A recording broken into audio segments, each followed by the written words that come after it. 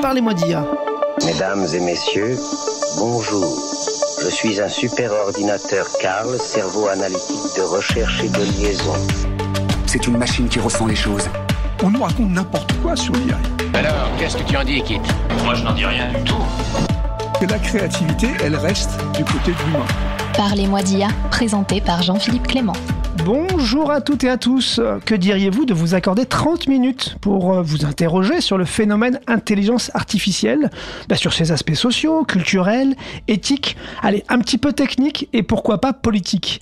Cette semaine, on s'interroge sur la manière de gérer et de concilier une IA qui engendre de grandes avancées dans de nombreux domaines, mais qui fait naître aussi dans le même temps de grandes interrogations sur les conséquences, notamment environnementales, de ces nouveaux outils.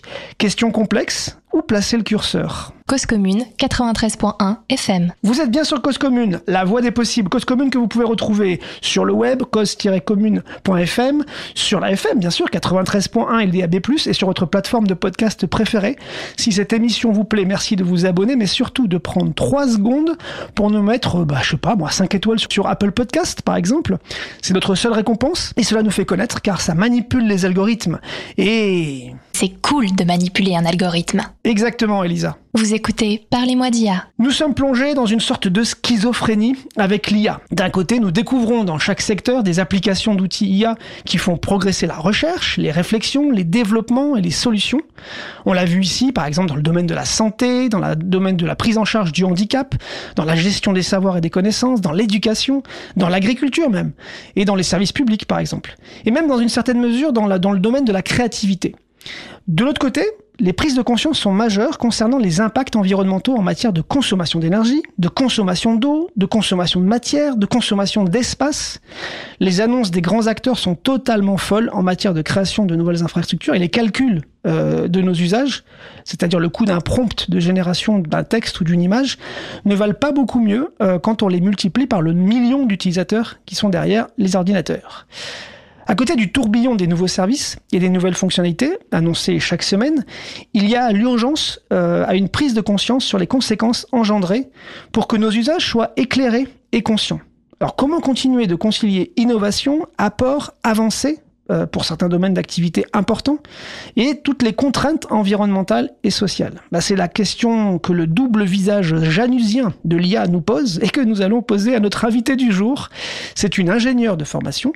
Elle est managing partner chez IL Expansion, une entreprise spécialisée dans le numérique et dans l'IA. Elle participe à de nombreux groupes de réflexion et de travail sur l'IA à travers le Hub France IA, qu'on connaît bien ici, l'AFNOR aussi, dont on a parlé, le think tank Institut G9+, et le Numéum. Enfin, c'est l'ancien Syntec, le syndicat des entreprises du numérique. Elle porte une voix et une vision sur l'IA responsable qu'elle va partager avec nous. Bonjour, Anna Semedo. Bonjour Jean-Philippe. Bienvenue à distance sur l'antenne de Cause Commune. Alors parlez-moi d'IA, Anna. Courant 2024, vous avez piloté une étude qui a donné lieu d'ailleurs à un rapport intitulé Green AI et AI for Green. Est-ce que vous pouvez nous expliquer un peu la différence déjà entre ces deux éléments de vocabulaire, Green AI et AI for Green ? Parfaitement, avec grand plaisir. Oui, il s'agit d'une étude que j'ai conduite et que j'ai rédigée, qui a été publiée un peu avant l'été, qui m'a conduite à interviewer 72 professionnels, essentiellement de grandes entreprises, mais aussi d'entreprises de toute taille. Alors, Green AI, c'est faire de l'IA. Là, vous avez parlé de l'empreinte environnementale, de l'eau consommée, etc. Le Green AI, c'est dans ce sens-là de faire des IA qui soient vertes. Ouais. Si tant est que cela est possible. On va y revenir. Je pense que vous avez parlé de l'AFNOR Spec IA Frugal, dont j'étais aussi copilote. C'était ça. L'un des objectifs de ce référentiel pour aider les entreprises à bâtir des IA qui est la plus petite empreinte possible. Mais vous voyez bien que le fait de faire des IA qui consomment pas beaucoup peut être aussi un piège pour ce qu'on appelle les effets rebonds. Oui. On a fait des voitures qui consomment moins, mais du coup on fait des SUV. Donc à la fin, au lieu d'avoir un gain en termes de consommation en absolu, on ne l'a pas. Oui. Donc ça, c'est la partie Green AI, c'est pour faire des IA qui plus aient la plus petite empreinte environnementale. Et le AI for Green, c'est des usages de l'IA. Vous l'avez un petit peu parlé en introduction, c'est comment flécher les usages de l'IA pour qu'elles aillent par exemple vers la décarbonation, de façon à diminuer l'empreinte environnementale des entreprises. Par exemple, si vous êtes dans l'industrie, pour que votre flotte de camions consomme le moins possible, pour que vos usines consomment le moins possible, qu'il y ait le moins de pertes matières possible, qu'on maîtrise les pièces détachées, etc. Ou s'il s'agit d'avions, pour optimiser les flottes d'avions, pour optimiser la charge, etc. Donc dans cette étude, j'ai eu la chance de pouvoir interviewer des entreprises de différents secteurs, ouais. Et donc d'avoir un panorama assez large de ces usages de l'IA pour la décarbonation. Et qu'est-ce que vous avez du coup appris finalement de ces différents entretiens, si vous nous donniez quelques exemples d'apprentissage de ces entretiens? 72 entretiens, c'est quand même énorme en termes de panel, des entretiens très qualitatifs du coup. Qu'est-ce qu'ils vous ont appris ces interlocuteurs des grandes entreprises sur la manière d'aborder ces questions? Alors, j'ai appris des tas de choses intéressantes. Si on reste dans le fléchage des usages, par exemple, il y a une grosse entreprise qui m'a expliqué que grâce à l'IA, elle avait pu économiser 100 millions de pièces détachées. Dans l'industrie aéronautique, il y a également au niveau à la fois des flottes, mais même en comparant des façons, en France ce n'est pas possible, mais on peut le faire dans d'autres pays, en comparant des comportements des équipes de pilotage, on peut avoir des gains sur les façons de faire. Et donc là, il y a un effet d'émulation que je trouve aussi très intéressant. Ou alors, dans l'énergie, du fait d'avoir pu rajouter du machine learning à des algorithmes d'IA qui préexistaient déjà, a permis, par exemple, à une entreprise comme EDF de s'adapter au moment de la guerre en Ukraine ou au moment du Covid très rapidement. Il faut savoir que pour l'énergie, aujourd'hui, on n'accepte pas de coupure. Oui. Ni vous ni moi n'acceptons de coupure d'électricité.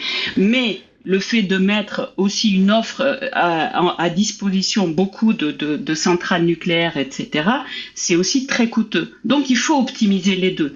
Pas de coupure, mais avec la mise à disposition la plus petite possible qui convienne à ça. C'est peut-être le moment de préciser qu'on parle d'une IA très particulière. En fait, on parle pas de l'IA dont on parle beaucoup depuis 2 ans maintenant, l'IA générative. C'est pas cette IA-là qui est en jeu dans ce que vous évoquez. C'est une IA de machine learning plutôt orientée prédictive, c'est-à-dire qui prend toutes les données existantes et qui va les analyser pour essayer de comprendre comment fonctionne l'activité et de trouver des manières d'optimiser cette activité. Mais ça n'a rien à voir avec un ChatGPT. C'est-à-dire qu'on n'a pas mis ChatGPT derrière l'entreprise aéronautique pour lui dire comment je vais optimiser ma logistique, quoi. Absolument, absolument. Et c'est ça aujourd'hui, c'est-à-dire que ChatGPT, c'est la force du marketing. Oui. Quand vous prenez tous ces acteurs, ces géants technologiques, ils nous submergent par leur marketing parce que, en fait, leur modèle même de développement, c'est un modèle de, allez, je prends des risques, j'investis énormément, donc il faut que je crée des besoins pour poursuivre le développement. Donc je mets une grosse force marketing et je fais du marketing push qui lui va inventer des usages et va montrer aux usagers qu'ils sont obligés de faire ce qu'on dit. Oui. Ou alors va leur mettre un tel appétit que finalement on a tous faim. Et qui fournit une interface très très simple en langage naturel et qui donne l'impression qu'effectivement on va pouvoir agir sur notre activité juste en parlant à la machine, quoi. Oui, ce qui est quand même en partie vrai. Oui, tout à fait. Pour moi, c'est magique. Hein. L'IA générative, elle a quelque chose de magique qui est en même temps passionnant et qui nous demande à tous d'être responsables. Et c'est pour ça que quand on me dit IA responsable, je dis immédiatement non, c'est nous qui sommes responsables avec l'IA. Et donc, ChatGPT, il est tellement facile d'utilisation, il est pas toujours bluffant, absolument pas. Parfois, il peut devenir un peu énervant même. Mais il nous renvoie notre responsabilité de se dire, mais vraiment, est-ce que j'ai besoin de faire ça ? Est-ce que j'ai besoin d'aller faire cette image sur ChatGPT ? Est-ce que j'ai besoin d'aller faire ce niveau d'amélioration alors que je suis sur une asymptote, etc., etc. Et donc, d'un côté, vous renvoie la responsabilité. D'un côté, vous avez du coup, dans ces entretiens, identifié des vrais gains, des vrais apports de la science des données, de l'algorithmie, de l'IA, de ce qu'on appelle l'IA globalement, pour tous ces secteurs d'activité. Et en même temps, on est quand même face à des informations fortes en termes je le disais en introduction, de contraintes environnementales produites par certains de ces solutions. Du coup, est-ce que vous en avez déduit potentiellement une méthode pour construire justement une vraie trajectoire entre guillemets responsable quand on veut utiliser ces méthodologies, ces outils-là? Est-ce qu'il y a une méthode pour bien faire? Alors, moi, ça fait très très longtemps que je fais du conseil en stratégie et organisation. Je suis toujours embêtée quand on me demande la méthode magique. Je n'en ai pas. Vous n'avez pas de baguette magique? Non, je n'en ai pas et je n'en ai jamais eu. En tant que consultante, je me suis toujours positionnée comme une consultante coach pour me rendre inutile. Ça perturbe un peu parfois. Et vraiment, mon but quand j'interviens avec des entreprises, c'est de transférer l'autonomie à l'entreprise. Et par rapport aux méthodes, je les construis avec mes clients. Et aujourd'hui, au niveau de l'IA, c'est très intéressant parce qu'il y a une petite boussole qu'on m'a apprise quand il y a un certain temps maintenant, et qui maintenant, avec l'IA, je sors très souvent. Et cette boussole, c'est dans la conduite du changement, vous avez 4 axes. Le premier, c'est, par exemple, par rapport à l'IA, je sais de quoi il s'agit. Le deuxième, c'est je sais ce que j'ai à y faire. Le troisième, c'est je sais ce que j'ai à y gagner. Et le quatrième, c'est je sais que je peux y arriver. C'est très marrant parce qu'actuellement, je le sors très souvent. Et pourquoi je le sors ? Parce que on fait beaucoup de sensibilisation. Sur l'IA, ça n'arrête pas. Sur la diversité, etc. aussi, on fait beaucoup de sensibilisation. À l'ère de la communication, une sensibilisation en chasse une autre. Et si vous faites ces choses-là et qu'elles restent à l'extérieur de vous-même, elle ne provoque aucune action. Encore l'autre jour, j'ai animé une matinée sur la sobriété numérique et il ressortait ce sujet-là. C'est-à-dire que sur la sobriété numérique, on parle de la durée de vie des équipements. Ça, c'est facile. En plus, les entreprises voient le gain. Au lieu de faire durer un ordinateur 3 ans, on le fait durer 5 ans. C'est très bien. On fait la sensibilisation et puis on dit aux techniciens, faites de l'éco-conception.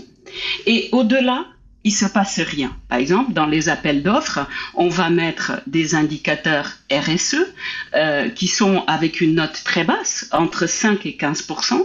Et ce qui en est ressorti, c'est que parfois les acheteurs ne lisent même pas la proposition ce RSE. Qui est dans la partie RSE. Ils mettent la même note à tout le monde. Et puis on passe à autre chose parce que ce qui intéresse, c'est le coût, mais le coût en euros, la performance, mais la performance technique. Et du coup, on ne travaille pas ce sujet qui peut en apparence être un petit peu complexe au départ, mais qui va aider par la suite l'entreprise à gagner en maturité et à transformer sa façon de voir la performance. Ouais, c'est pour ça que, par exemple, moi j'étais copilote sur la partie de l'évaluation environnementale dans l'AFNOR SPEC et à Frugal. Ouais. Et pour moi, ce qu'on a appelé le chapeau gouvernance est très très important. Et qu'est-ce qu'on met dans ce chapeau gouvernance ? On met déjà le fait le besoin. Oui. Est-ce que c'est vraiment un besoin? Est-ce que c'est forcément par l'axe IA qu'il faut l'adresser? Exactement, mais même avant ça, ouais. on va questionner le besoin. Oui, d'accord, oui, c'est on vrai. va questionner les usages. Quel est le problème? Et après, on va questionner la solution. Et donc, est-ce que c'est l'IA? Et est-ce que c'est l'IA générative? Est-ce que c'est juste un modèle mathématique de régression, de lissage, etc.? Vous voyez? Et c'est tout ce cheminement-là. Et par la suite, dans l'IA, il y a un facteur qui est très important. C'est-à-dire que quand on parle de sobriété numérique, on donne l'impression que l'IA peut prendre ce train. L'IA ne peut pas prendre ce train comme ça.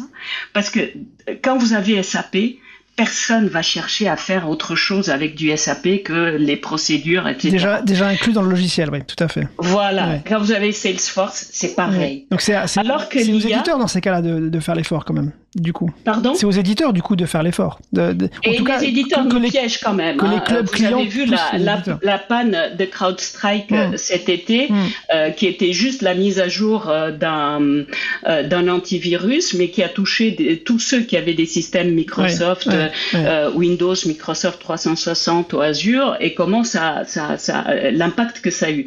Donc, les éditeurs font l'effort, mais non, l'entreprise, elle doit aussi être présente dans ce qu'elle fait, parce qu'elle est déjà piégée quand les éditeurs viennent lui dire, mais il faut que tu fasses ta montée en version. Elles ne savent pas si la montée en version est vraiment nécessaire ou pas. Et parfois, cette montée en version va provoquer de l'obsolescence matérielle, et vous voyez l'enchaînement des surcoûts si l'entreprise se met en observatrice simplement de ce qui se passe. Bon, je vous propose donc, pour en revenir à la méthode, moi, mon travail avec les entreprises, il est déjà sur ce sujet-là. Et de comprendre, mais de comprendre dans le sens d'être acteur, de se dire, et moi là-dedans, qu'est-ce que je fais? Oui, moi j'ai entendu dans votre méthodo ancienne, peut-être de gestion du changement, quand même quatre points clés. Connaître, donc s'informer, faire des formations juste de prise de connaissance, mettre un peu les mains dedans, et du coup se frotter un peu au sujet. Gain, c'est-à-dire essayer de voir si j'applique ces outils-là à mes activités, qu'est-ce que je gagne finalement? Est-ce qu'il y a vraiment un gain pour moi? Donc c'est un peu aussi la réinterrogation et puis la réassurance, c'est-à-dire que faire peut-être un POC pour se dire, en fait, je sais le faire, ça, je pourrais aller plus loin, je pourrais l'intégrer dans mes process internes. Alors, c'est ça et c'est pas ça.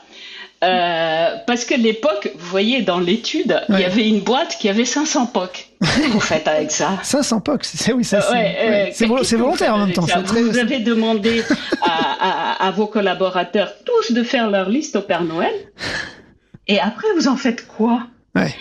Et en fait, aujourd'hui, face à l'IA générative, on est dans l'approche de qu'est-ce qu'il y aura à Noël au supermarché.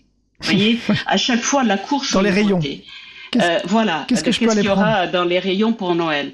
Et on est toujours dans cette course aux nouveautés qui nous éblouit, mais qui nous enlève aussi toute la capacité de réfléchir.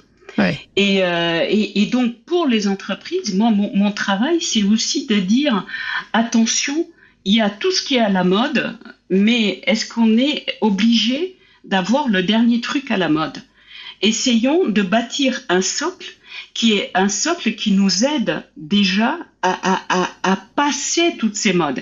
Évidemment, quand il y a quelque chose qui est une innovation de rupture, vous voyez, quand l'IA générative arrive avec ChatGPT, ça change énormément de choses. Mais maintenant, on n'est plus dans cette évolution d'IA de rupture, sauf quand on aura peut-être l'IA générale.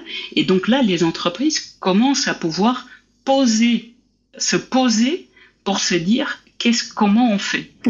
Et donc, juste pour, si vous permettez, pour revenir à la boussole de mes 4 actes, elle s'applique aussi à nous en tant qu'individus, parce que le fait de comprendre est fondamental. Le fait de se dire qu'est-ce que j'ai à y faire, c'est que je m'y projette. Qu'est-ce que j'ai à y gagner, c'est ma motivation. Et je peux y arriver, c'est pour combattre la peur qui fait que justement on se met en retrait et on donne les clés toutes nos clés du camion aux éditeurs, aux consultants, etc. Oui, mais pour ça, et on se dit, c'est pas moi. Pour ça, il faut quand même essayer, parce que c'est bien beau de se dire je peux le faire. Tant qu'on l'a pas fait une première fois, on peut continuer à douter finalement. Mais ça, c'est pour faire déjà la première fois. D'accord. Okay. Mais on est déjà dans le faire. Que c'est pour faire, mais c'est pour faire dans ces conditions-là. Ouais. Et là, alors, vous parliez, on préparait cette émission et vous me parliez en fait de tous les faits reflets amplifiés des paradoxes que nous met devant les yeux l'IA. C'est quoi tous ces paradoxes finalement que l'IA révèle pour nous face à la nouveauté, face aux propositions? Est-ce que vous pouvez nous refaire un peu la liste des paradoxes finalement? Alors j'en aurais énormément, mais je vais juste vous en donner quelques-unes. Oui, parce que l'IA arrive, vous voyez, quand au moment d'Internet de l'an 2000, on pouvait pas deviner que les plateformes Uber, Airbnb allaient prendre l'essor qu'elles ont pris et allaient transformer autant nos sociétés. Oui. On ne connaissait pas les réseaux sociaux. On n'avait pas l'urgence planétaire. Aujourd'hui, on a tout ça et en même temps, on garde presque la même naïveté qu'au moment de la découverte d'Internet. Et on ne peut plus se permettre. Et donc, c'est en ça que l'IA est la révélatrice de nos paradoxes. Un de ces paradoxes, c'est justement on veut protéger la planète et on veut la dernière nouveauté. On ne veut plus l'obsolescence rapide. Et justement, on célèbre toute nouveauté. Là, vous voyez, par exemple, on va avoir des iPhones avec l'IA, des Pixel, je sais pas combien avec l'IA, etc. Et on va les vouloir. Donc, parce que aussi, on veut protéger la planète et on veut une croissance illimitée.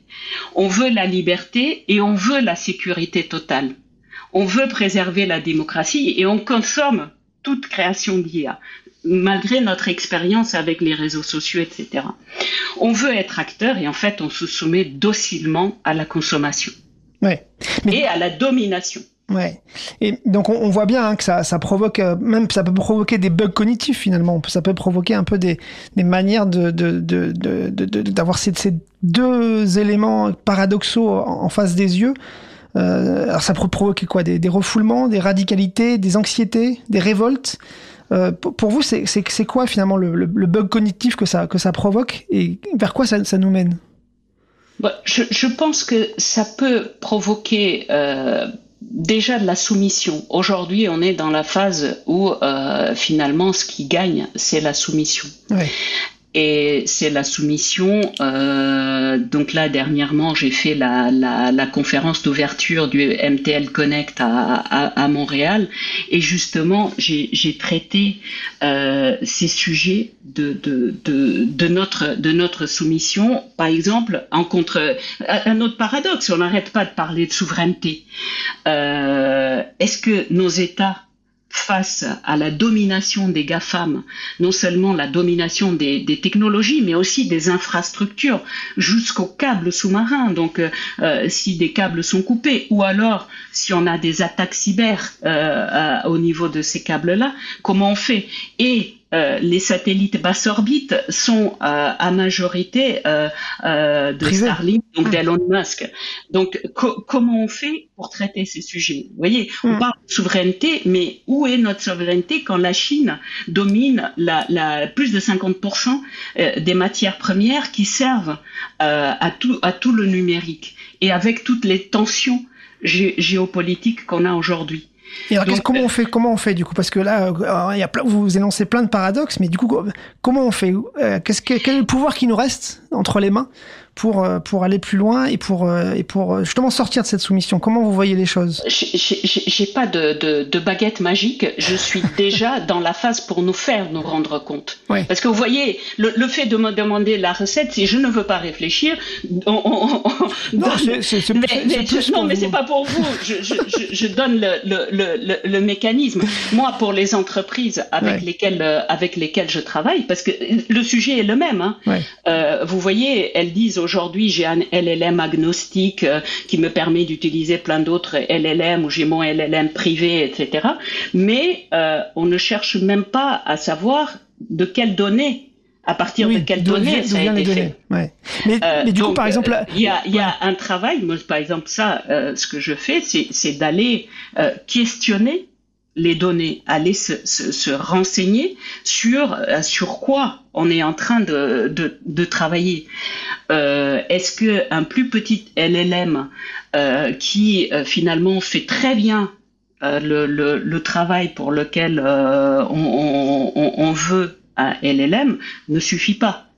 Ouais. Et est-ce que réellement on a besoin d'un LLM? Vous voyez, j'ai des clients qui sont dans des situations de devoir octroyer des droits, faire des sélections. Alors sans imaginer que ça soit une baguette magique, est-ce qu'on peut quand même se dire qu'au niveau global, au niveau sociétal, les réglementations vont avoir justement un poids face à la gestion de ces paradoxes? Est-ce que c'est une piste, les réglementations générales? Oui, ça n'est une clairement. Et d'ailleurs, moi personnellement, je vous l'avoue, je fais partie de la commission nationale IA de l'AFNOR. Avant, la réglementation était loin de moi. J'ai fait partie d'un groupe de travail là avec le Hub France IA sur le AI Act. Pareil, la réglementation était pas sur.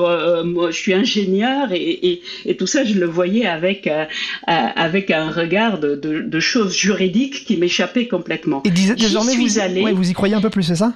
Oui, j'y suis allée parce que aujourd'hui, ça me paraît indispensable. Indispensable parce on a lancé l'IA telle une voiture à toute vitesse sur des routes sans aucun code de la route.